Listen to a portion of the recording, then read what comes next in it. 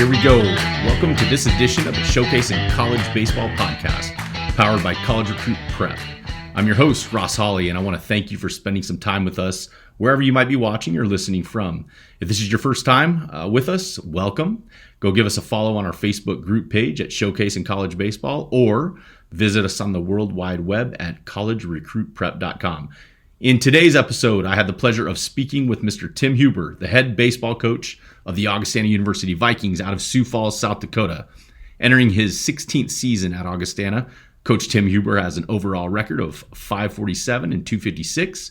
He's got a conference record of .347 and .127. Whew! That's a .681 win percentage overall and a .732 win percentage in conference. Let me put that a different way for all you high school baseball players out there listening to this. If you get recruited by Coach Huber, then you get to play for Coach Huber. Get used to winning, because you're going to win 7 out of every 10 games you play under this guy. Sign me up for that. Coach Huber's guided the Vikings to 7 NCAA postseason tournaments, 3 NSIC tournament championships, and in 2018, he brought home the first national championship in the program's history. Bottom line, this dude knows how to recruit, he knows how to coach, and he knows how to win. Here's my interview with Tim Huber, head baseball coach at Augustana University. All right. Hey, Tim Huber, head baseball coach at Augustana University, man. Tim and I go way back, but man, I'm so excited to be talking with you today, Tim, and about the college recruiting process and kind of what you gain your insight and your thoughts. So I just kind of want to open it up and I'll say this. Tim Huber, Augustana University Division II national champion, 2018. They went to the series last year, and this dude is a 2-time national coach of the year. So his advice and his insight, man, we're looking forward to hitting it. How you doing today, Tim? I'm good. I appreciate having me on, and it's probably a little warmer down your way. We've had a cold snap up here in South Dakota, but it's still baseball season inside the dome when we're practicing. You don't know any different. Hey, I'll tell you what, man. Yesterday it got down to like 5 below down here in Dallas. So there you go, right? It's cold. It's cold everywhere, but yeah, it's still baseball season. I don't care what it is. That's right. Hallelujah. We have to have nice facilities up here to be able to get anything done, so that helps. That's right, man. Augustana University, Sioux Falls, South Dakota. Sioux Falls is, to me, man, I think it is one of the gems of the Midwest. I love Sioux Falls, South Dakota. Augustana University, one of the best athletic departments in Division II, in my opinion. They got national champions coming left and right. One of the most respected schools, athletic departments in the country. Talk on that a little bit about,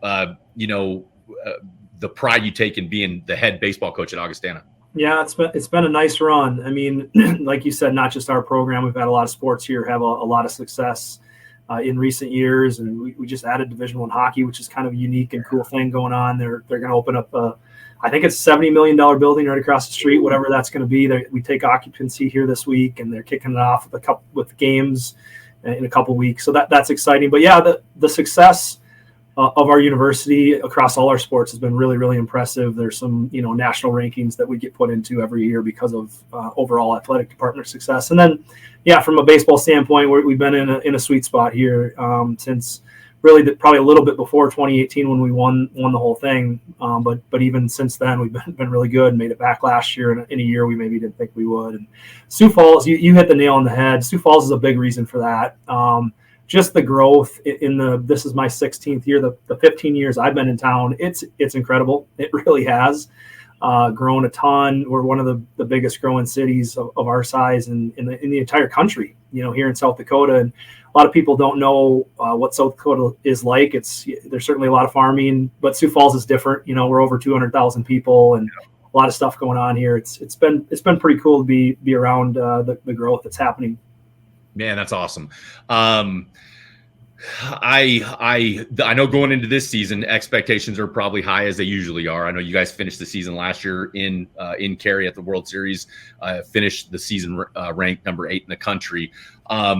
Talk to me a little bit about your expectations going into the season. I know you guys start off, I believe it's February 23rd against Regis. Talk to me a little bit about your insights and your expectations for the season.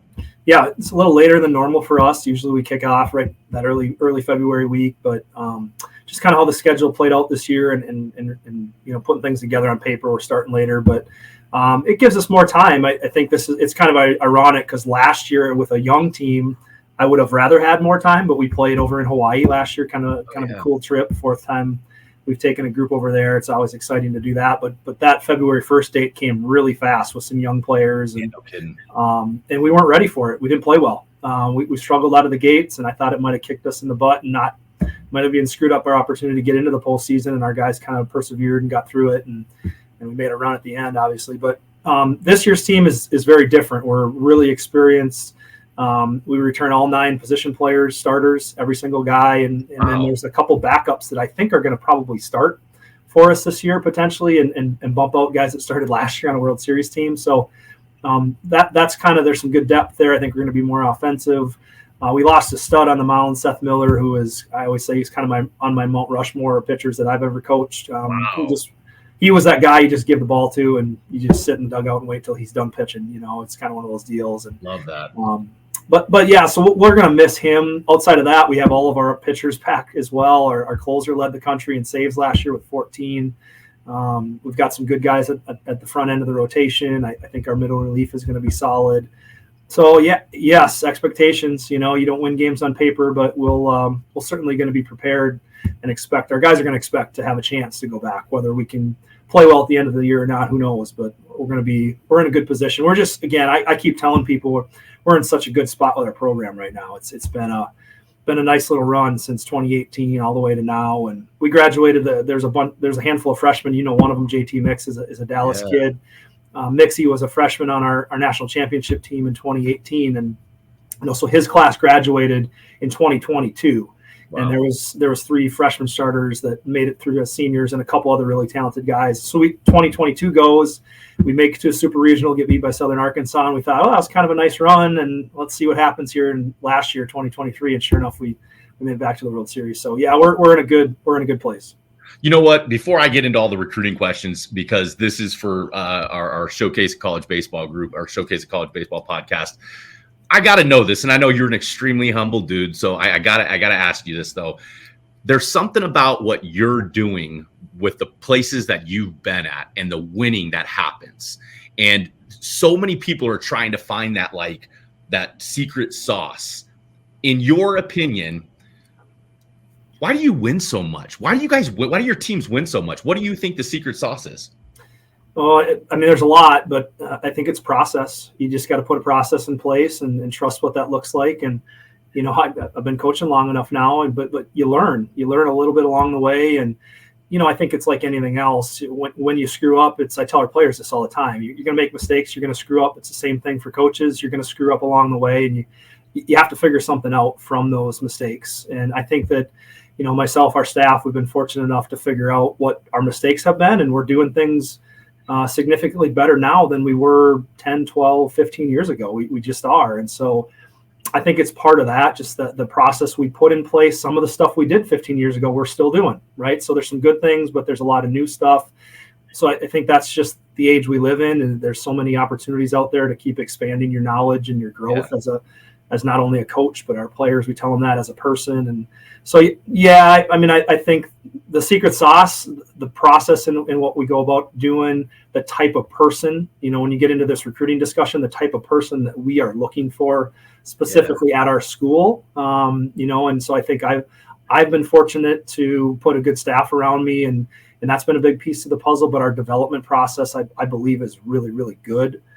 Because of the staff around me, and then just identifying the type of person that we need to bring into our program that fits academically, and then the athletic piece to that puzzle. And we always tell guys, for us, we don't, even if they're a transfer guy, we don't expect them to show up on our campus and be a finished product. That's just not how it works here. We want them to want to have that growth mindset. And, usually like a freshman comes in, and sometimes we have guys that play early. We don't expect that, but if they do, great.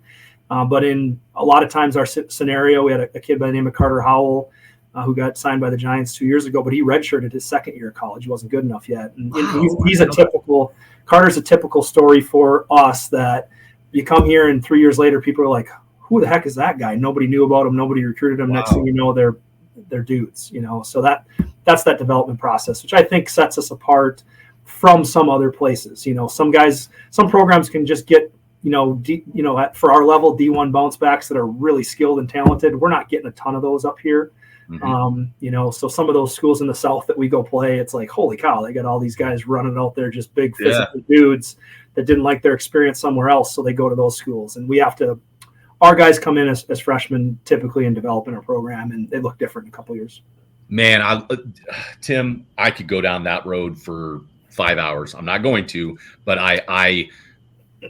it's what I miss so much about college sports. I mean, I think we're both fans of the game of baseball, and we're fans of sports in general. And I think as a fan of college sports, you like college sports because there's like loyalty, and there's year and year and year and year. It's supposed to be. They're supposed to. And I mean, is that kind of a how has that affected you guys? Has it affected you? I love knowing that you guys are all about developing, but is that how are you guys dealing with that? No, it's something I should point out, in the world we're living in, the transfer portal and all that stuff. You look across the landscape of our level, okay, Division II baseball. I can look at all the teams that were at the World Series last year, teams within our conference that had some really talented players. Their best guys are all leaving. They're going to these Division I schools. Some of them are good Division I, some are not good Division Is, but again, for me, it's looking at the individual and the right type of person. And we haven't had, I keep saying, we haven't had a guy leave our program that we've wanted to leave our program. There's been a couple odds and ends dudes that have gone into the portal and gone somewhere else, but the guys that we want here, they stay here. The guys that have, we've had a ton of professional athletes come through our program now. We're over 30 just in the last 11, 12 years. Do you think those guys could have played Division I baseball? Yeah, absolutely. But they choose to be part of what we're doing. So again, one comment I make is that, so this goes back to what you said earlier. I think part of the reason we've continued to have success is we're retaining our guys. Like, our studs are staying here. They're not, hey, we helped them get better, and now I'm better and bigger, and than Augustana, I'm going to go somewhere else. And for me, the message a lot of times, and I think this is a lot of kids need to look in the mirror, and I just ask, is this about you or is this about we? What are we doing here? And for me, that's a big message for us, for our players. This isn't about you, man. This is about all of us and what it looks like. And so we've been fortunate, I think, because of how we go about our business, the type of person we have here. They like what's going on. They want to stay. They're just not looking to jump ship. And I think you see that now. I talk to people even that I know fairly well, and they go into the recruiting process. Well, I'll just go to this school, and if I get better along the way, then I'll go to a better school. Wow. That's not how it's supposed to look, And I'm not saying that there aren't situations where you maybe should leave and go somewhere else, because I get it. There's maybe bad experiences and what have you, but I don't love that whole process. I think it's a broken situation. I don't know if it's going to change anytime soon. And want to talk about getting down the rabbit hole. I could go down the rabbit hole on this one in a while. Heck yeah, man.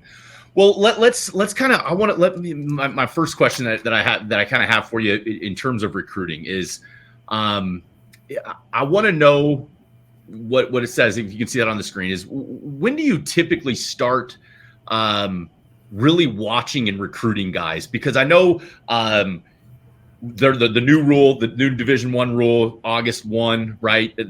Of September or August 1 of junior year is when recruiting can happen now.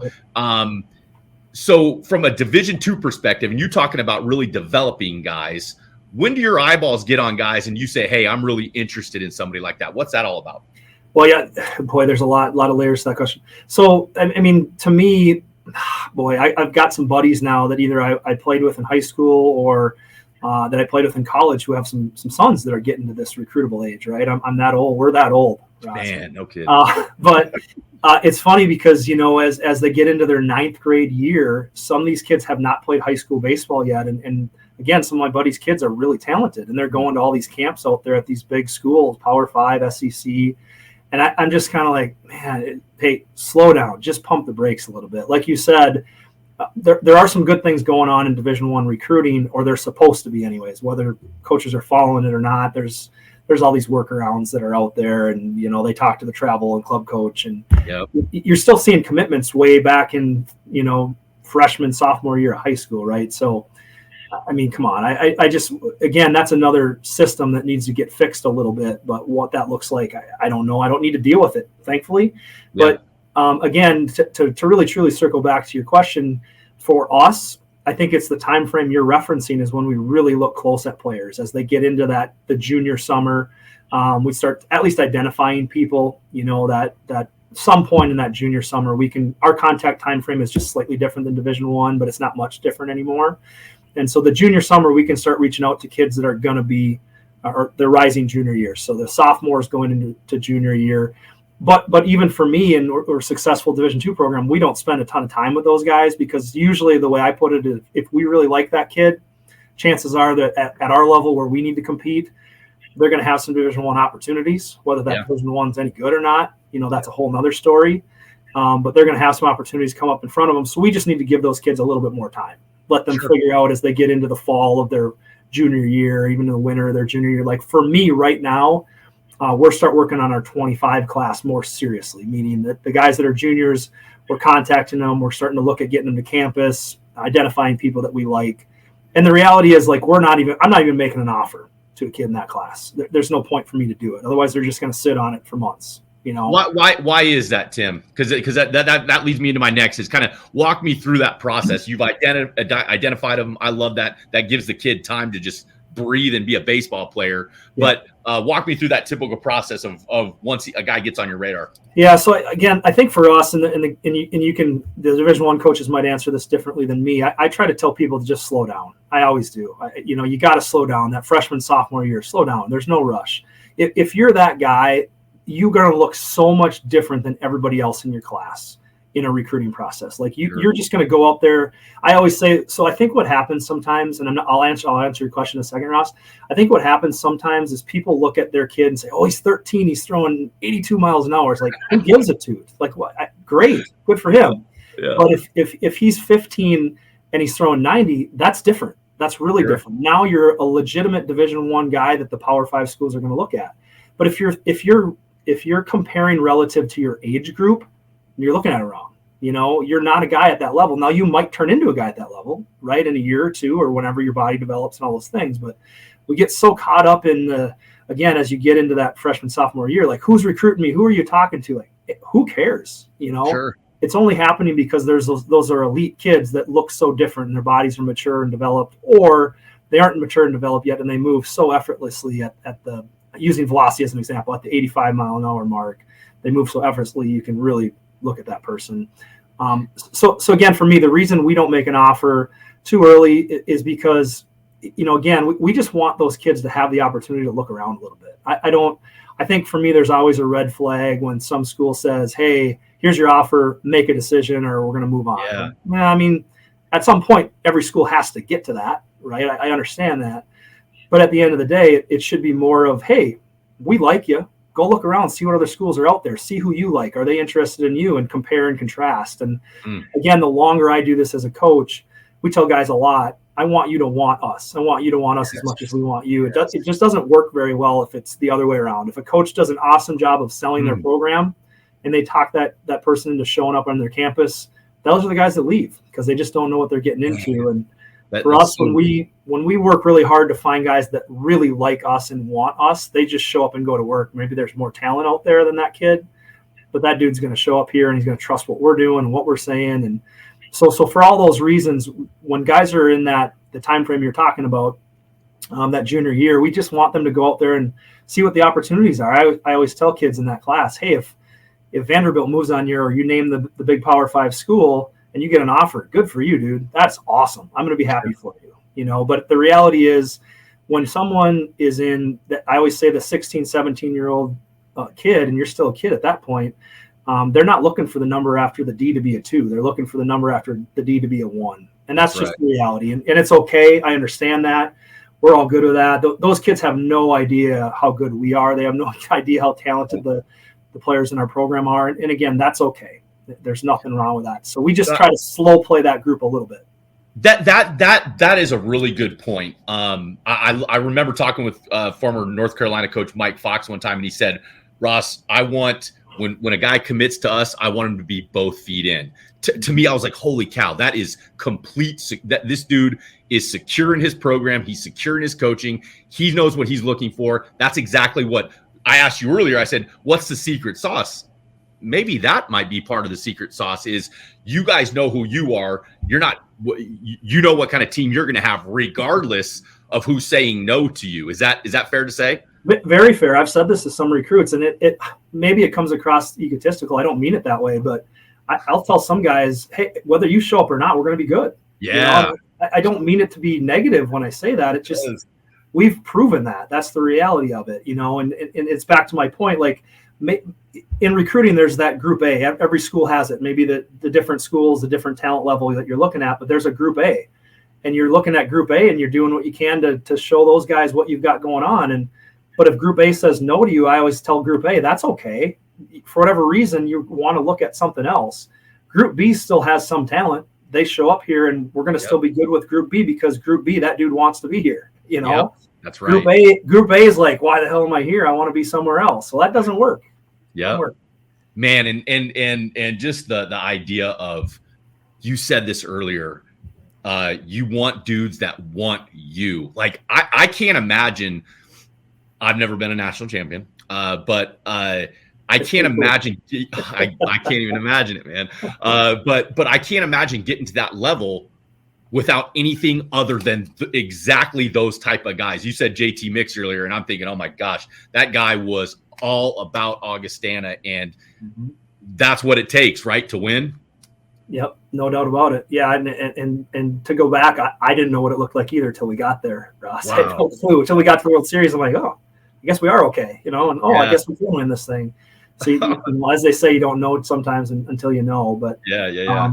The lines are razor thin in so many areas, right? So like, in the recruiting world, the stuff we're talking about, it's so, I always say this, it's so hard to tell a guy, hey, you fit at this level, or you're not good enough for that level or that school. Like, man, you just don't know. You don't know where that person's going to end up. But then on the flip side, we have to be realistic, you know? So it's kind of a catch-22 to some extent where, you know, some people don't necessarily know, and that's what we're asking them to know is be realistic on where you should go. Well, they don't have a clue. So, well, it's hard. It's really hard. I think there's that battle between, you know, the high school coaches, the travel coaches, the college coaches trying to do their best to figure out maybe where somebody fits. But again, sometimes you're right, sometimes you're wrong. We all as coaches have stories of the guy that I didn't think was good enough, and he ends up being a monster Division I pro guy, or the guy that, you know, you thought was going to be a stud, shows up, you're like, oh man, what did I miss? So yeah, and there's a lot that goes into it, but yeah, no, you got another question for me? Let me. Well, I want to go right into this next question. Is because I know, man, those lines are really blurry, and I really don't know how you say, hey, you're a D1 guy, you're a D2. Like, to me, when I say the guy's getting recruited by Augustana, when I hear that, I'm like, he's a dude. He's a dude. He's a dirt bag. He's got a skill set, and he's going to bust his tail, and that he's going to be a really good player, and he's probably going to have a professional opportunity if he does what he's supposed to do. So that said, like, when you're out on the recruiting trail, what physical qualities are you looking for? I know it probably varies from position to position, but what in general are you looking for? Yeah, so when we put a team together, there's a lot that goes into it. Some guys are the guy you're talking about. Some guys are the role guys. You know, they're a lot of times, hey, you're a catcher. Go run a team. Be a great teammate. Work your tail off. You once in a while you get it to line up where the physical attributes match the other stuff that you're looking for. But so there's a variety of things that we're trying to put together. I think from a physicality standpoint, the example I use a lot is pitchers, just because it's easy. So many people focus on the numbers. You know, my spin rate's this, my velocity's that, I do this with the baseball, whatever. I mean, largely I don't care. I just don't. We've taken guys that have been 80 miles an hour and they've been monsters for us 2-3 years later. And, you know, the thing that's fun for me, everybody can tell the story of a guy that came in throwing 82 and, you know, 3 years later he's throwing 92 and he's a pro guy. That's cool. I really like the guy that maybe we get in our program that somebody else in our conference passed on. Like in our conference, where we're historically been better the last 4 or 5 years than the other schools, and they pass on a guy. We take them, and then again, they turn into a stud for us. That's pretty cool. So the example with velocity and pitchers, I've heard it so many times when we're recruiting pitchers that, because again, we're looking at those ed guys, those tweeners in my mind. The pitcher is the example. Smaller Division I is probably on these guys too, whether they've offered or haven't offered. Those are the type of pitchers we're in on. And so I'll ask, like, what is school A or school B doing with you? What are they telling you? Well, coach, they like me, but they want to see me one more time. And a lot of times, what the answer here is, they're looking for a little more velocity. If you threw 88, 89 instead of 84, 85, we'd probably be recruiting you. I'm like, who gives a toot? If you can't project out 2 years from now, you got some problems. Now, again, I get it. And since we've become more successful, we're getting more pitchers that are already touching that 88, 89 mark, not sitting there, but touching that. Where back 10 years ago, no chance am I getting that guy, not in our program. No way. So yes, the opportunity to get more velocity, the more successful you are, the higher levels you are, great. But in my mind, the best college coaches out there are the guys that can identify how someone moves, how their body works, and try to look forward. You have to be able to do that. Unless you're the big dogs, unless you're the guys that just say, we're going to get the guy that throws the hardest, that has the best stuff, using pitchers again as an example, get him to show up and stay out of their way and let them be really, really good. Like, there's some programs that can get that kid. Man, I'll tell you what, man.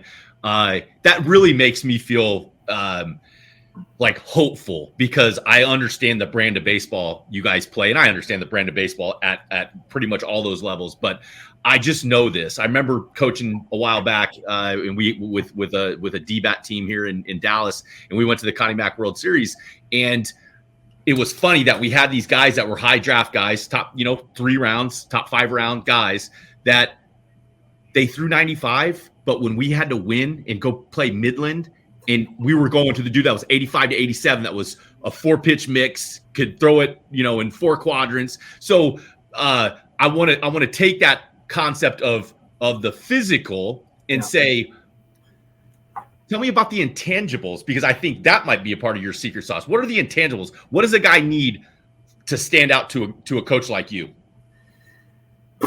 Yeah, I think I'm like most people. I get caught up in the physical pieces to the puzzle. I really do. I'm no different than others. But the older I get, the more that I tell our assistant coaches, my graduate assistant, he's in charge of anybody that reaches out to us. You talk to the coaches, find out from the club coaches, the high school coaches, find out about more. And again, like, yes, we're going to still ask, what do you see on the baseball field? What do you see for skill sets? But I want to know more about this kid. What's his work ethic? What's he like as a teammate? What's his personality? I've started to ask those questions more. What type of personality does he have? Because it starts to identify the qualities that you need when the poop hits the fan, right? It's who are you? I referenced Seth Miller earlier. If you could picture what Seth Miller would look like from a physicality standpoint on the Mount Rushmore of people that played for me, you'd be way off. And Seth, if he ever hears this, will probably chuckle too. I love Seth Miller. He just doesn't look the part, right? He just doesn't look the part. He's just kind of that round mound of a guy, but he was really physical. He worked his tail off. He had way more strength than people realize, and he had the ability to translate that on the mound in a really, really impressive way. Now, again, then you take this part of it, all the mental makeup that guy had, his personality, how he went about his business. Those are things we're trying to dig into. It's not always perfect, but I've certainly spent more time on that type of a guy. I won't say who, but we took a kid in this recruiting class that I think has some of the best intangibles that we've seen, where maybe his skill set was lesser than some other guys at his position that we could have recruited. But again, I just think that those things rise to the top. And if you're in a good program, and I guess I put ourselves in that area, the process works. It looks good. And so you get the right type of person that really buys in and wants to be here, like we talked about earlier. Those intangibles might be, now don't get me wrong, this kid's not a bad player. He's still solid. Sure. But we maybe had the opportunity to pick somebody else in his class at his spot, and we picked him because he had all these other things that we were looking for, and he's checking all those boxes. Is that something you communicate to him? Are you like, hey, absolutely. I think there's something different here? Yep, absolutely. You can probably tell I'm a no BS kind of guy, right? You know me. And so I say it all the time, like even in recruiting, this is what you got to work on. You're struggling here. Like sometimes I can think of a freshman in our program right now. We talked about in recruiting, like, I like you. He runs really well. He's got some juice. He's a physical kid. He's a catcher. I'm like, I don't know if you can ever catch. And that's really the only position he's ever played. He's got some stiff hips, but we talked about that. I remember him asking me, Coach, what do you mean? I'm like, well, this is what I'm seeing. I know other schools in our conference are recruiting you and looking at you, and they like you, and I do too. I just don't know that if you're a guy for us behind the plate, but we're going to recruit you because if you can't stick back there, you can move somewhere else because you can run, you have bat speed, you have some of these other tools. So, but again, I that's the way I always approach it, is just be honest and upfront. And then back to the point, they show up here, they're not leaving because we talked about all this stuff. They're not shocked when we sit down at the end of freshman year or whatever and then say, well, you're struggling with this, you're struggling with that. It's like, well, we probably talked about that in recruiting. And so they're sitting there in my office like, yep, I get it. I'm going to keep working on it. I'm hearing it, man. And I'm hearing this because my wheels are cranking right now. I'm taking notes internally, but I'm like, you're thorough, detail oriented, transparent. And I want to lead into the next question and say, talk to me about grades. I mean, like you said, personality and everything. What part of academics, how do you evaluate the guy because of their grades? Yeah, so there's a lot of variables here too, kind of what we have going on our team. For me, it typically starts, we're just recruiting the top end guy, number one. It's the type of school we are.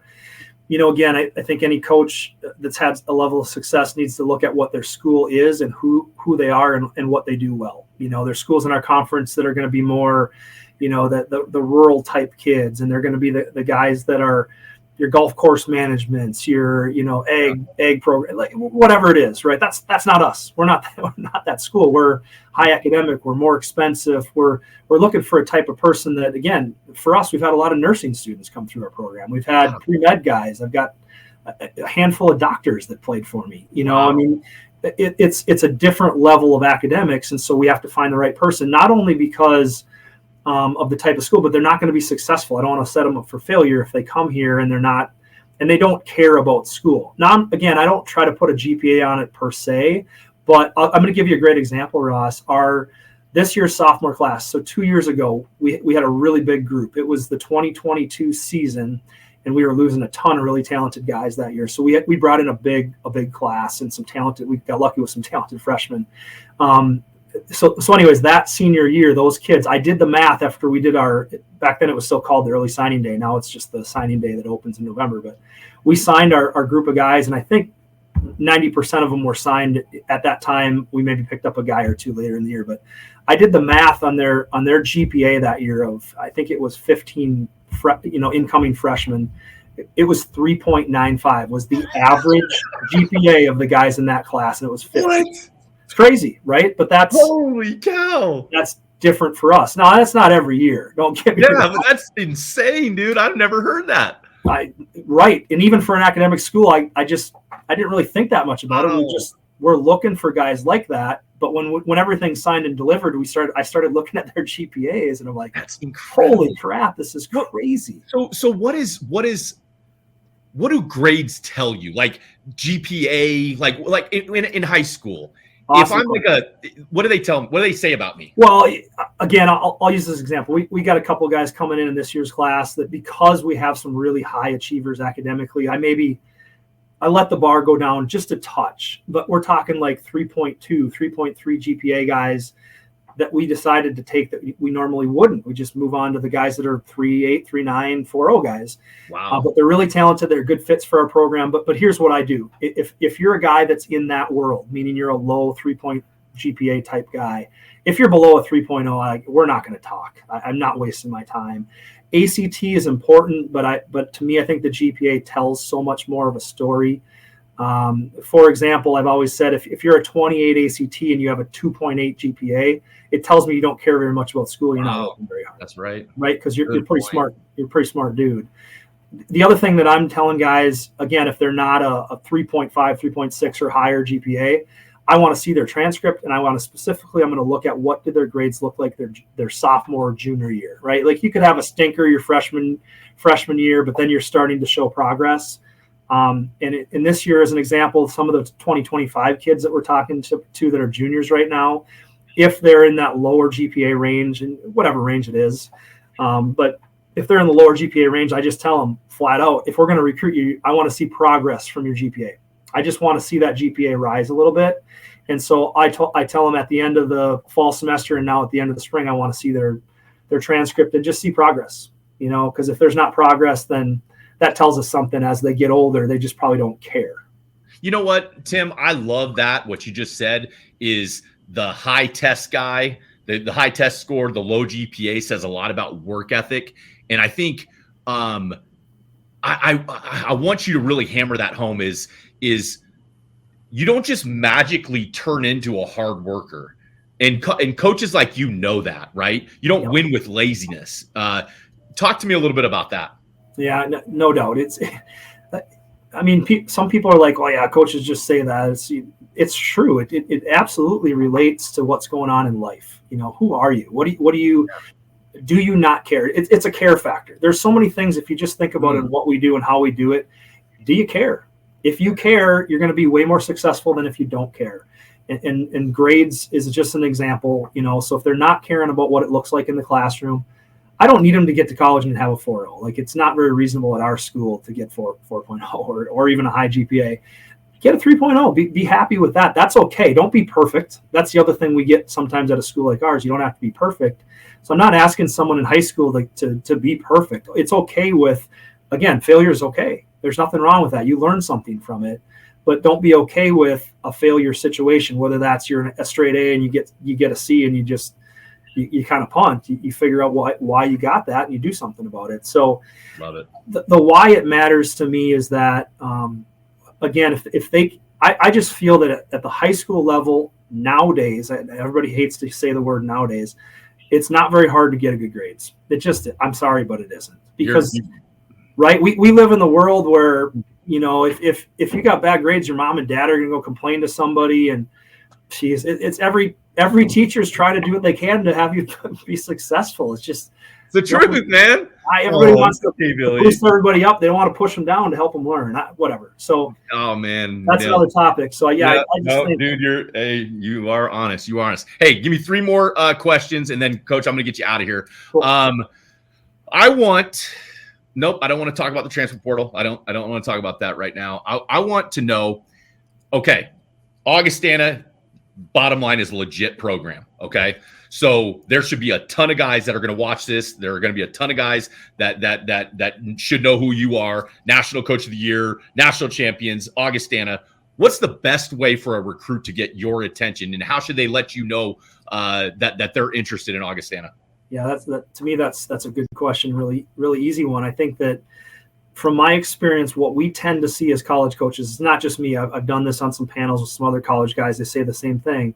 Most families, whether it's the recruit or the parent, they're waiting for someone to reach out to them. They're just waiting for contact, and it can't be that way. It can't. We're not everywhere. We don't know everything. People have to reach out to us. I just think at the end of the day, we talked earlier about how we do a good job in our program of trying to do some digging and some research and finding out more about the person.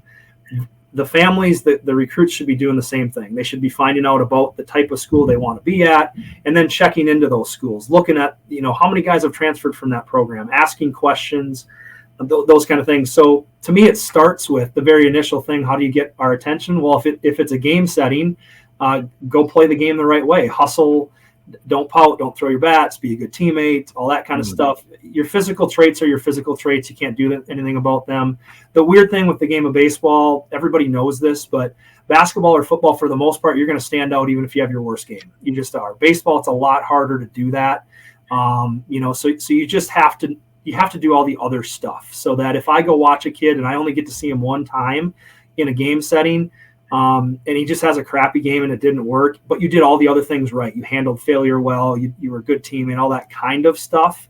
When I circle back with the coach, because the coach, I was probably there to watch him for a reason. Sure. Hey, yeah, he had a crappy game. You're right. That's not what he normally is. okay, great. Then I'll make sure I see another game. So that's number one as far as the game setting. Just do things the right way. It doesn't need to be rah-rah. It doesn't need to be looking, is coach watching me? Just do things right. And then I think the other part is, to let us know that there's some interest. That's really important. It's reach out with an email. It shouldn't be just a huge mass email. I'm not saying it can't be the same email that you send to multiple places, but the best job you can do of making that known to me when I read the email that something about us. I'm going to read through it a little bit more. I'm going to dig in. One real popular question I ask people, especially like they're from your area or from Chicago or whatever, somebody reaches out to us from a further away than a 4-hour ring. Do you have a connection to Augustana? Do you have a connection to Sioux Falls or South Dakota, whether that's a family member, and at the end of the day, if there's not, that's okay. But if there's something there, essentially what I'm saying is, why are you interested in us? Why is there some interest? And then that tells you that person has done some research. They're familiar with your program. It's because, again, in our chairs now as college coaches, we get a ton of these things every single day. So what does it look like to reach out and have some identifiable traits specific to that person that you're reaching out to? I just think that's really important. Don't get crazy with these long, huge emails. Start with something real simple. If you want to put a video clip or two in there, awesome. If you want to put stats in, whatever, fine. I don't think it's that important. Start with something basic, simple, reach out, and then just kind of go from there. Pretty much every college has a recruit questionnaire you can fill out and get on their radar that way. So these are just things that, it takes 5-10 minutes of someone's time to reach out to a coach or an assistant or whoever. And then you can kind of, the other thing I always say in this discussion is most college coaches are going to be pretty honest. Most college coaches, if they feel that you're reaching out to them specifically and it's not just a mass email, they're going to respond to you in some way most of the time. Sure. That's good advice, man. That's really good. Quickly, I want to know what camps in the world of recruiting now. I feel like they're getting more and more important due to budgets and they're efficient. I mean, just call it what it is. So what role do camps play in your recruiting process, identifying guys? Cool. Yeah. So this is a big question that I get asked a lot. I think it's huge. I really do. But I also tell guys, recruits specifically in their families, don't go to every camp out there. Don't go to everyone that sends you an invite. Make sure that it's a school that you're really interested in, because at the end of the day, for me, when someone gets in front of us in person at a camp, it's so different than if I go to a prospect camp at somebody else's place or just a Prep Baseball Report or whatever is a pretty nationally known name. Just to use an example, if I go to a PBR event, I can't have contact with the kids. I can't talk to them. I can't tell them, hey, try this, work on this, whatever. But if you come to one of our camps and we can just talk to you, we can see you in person, we can, I can't tell you how many guys that I'm like, God, he's really close. Let's try this. One of the kids we signed in this class, this is no joke. He came to our camp and I had seen him in a game and he came a lot of times we do our camp at the end of the summer. So it's kind of a last look kind of thing for the senior year. So it's rising seniors. And a kid came to our camp. I had seen him in a game, and I was probably a no on him. I didn't think we were going to move on him. And ironically, he signed up for the camp to be a catcher and a third baseman. He's a big physical kid, and I had known he pitched a little. I think I saw him pitch a little bit in the high school game, and he wasn't going to pitch at camp. And so I'm like, hey, you want to pitch today or not? I have to talk to him to have this conversation for these things to happen. So because he was at our camp, he was in our setting, we could do this. He was clearly interested in us. He ended up signing with us. Sure. Wow. And he goes, oh yeah, I can pitch if you want me. You want to see me, coach? I'm like, yeah, I think so. He gets up there. He's 86 to 88. I think he touched an 89. Good slider. He's 6'3", 6'4". I'm like, yeah. We're for sure going to move on you now. But no joke, Ross, earlier in the camp, because we invite other colleges around our area, I was talking to some other guys. I'm like, I kind of like this kid. I don't think we're going to move on him. You guys should, I really like for what I'm seeing from him. And they're like, oh yeah, we like him, blah, blah, blah. And then he gets on the mound, he does that. I'm like, yeah, we're going to recruit him. Hey, everybody get away. We're going on him. That's an example of how I think it can help in the process, but I just don't believe it's important to go to every single thing out there. If you're really interested in a school, you should try your best to get in front of the coaches if you can. The other cool thing, our level, this is way different than Division III can't do it, Division I can't do it. We can do tryouts. So we can bring one individual person in and do a workout with them, which I love doing that. Wow. Really So if you're interested in a dude, hey, come throw a bullpen for me. Hey, come get some swings. Do you do that routinely? Way more often than most. It's great for us. Again, another real quick story. I'm too much of a story guy, but our catcher, he's a pro guy. He's a slam dunk pro guy. I think some scouts missed on him this past year, Dre Dirksen. Wow. Dre's senior summer, he came to our camp. He went to another school in our conference's camp. I won't say who.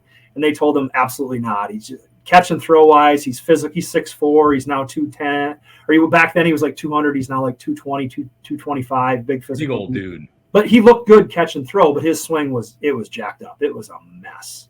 And I'm like, oh, I don't know. I like to teach hitting, but holy cow. Yeah. So I told Dre after the camp, I'm like, hey, let's come back. Him and his dad came back to campus.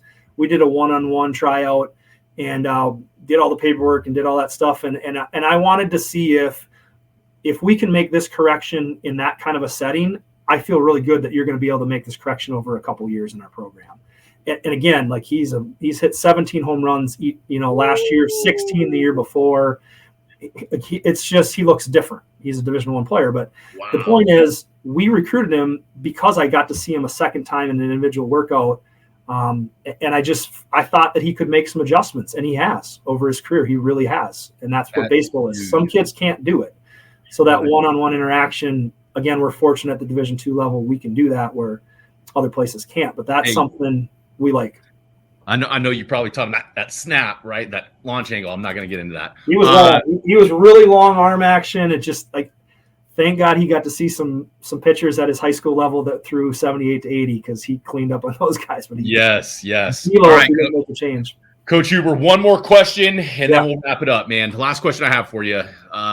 You're probably gonna hate me for this, but what advice do you have for parents when it comes to the college recruiting process? Yeah, I'll say this. One thing I hear a lot. Oh, this is their decision. We want them to make the decision. Fine, fair. They're going to be grown men here soon. They should do that. But you're the parent. You're the parent. So if I'm sitting here and you're the parent, Ross, I'd say help your kid with the process. Help them understand some things that you're hearing from different places. Don't just throw it on them.